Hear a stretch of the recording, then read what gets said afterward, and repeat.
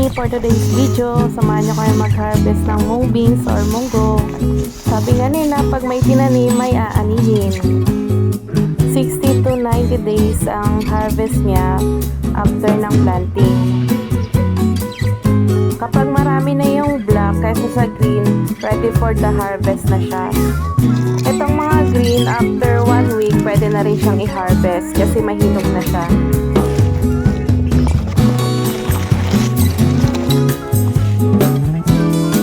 Tuwing umaga or hapon lang kami nagpipitas para hindi ganun kasakit sa balat yung init.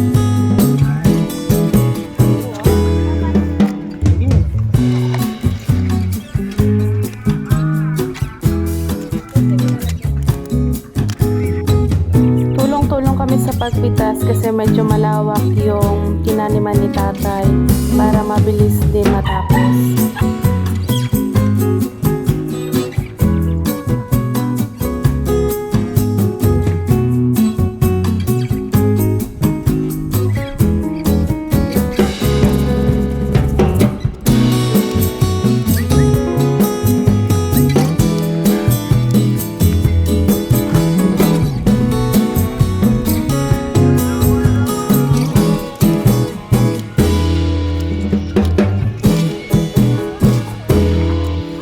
Kapag napupok na ni tatay ang munggo, ganito naman yung process na ginagawa.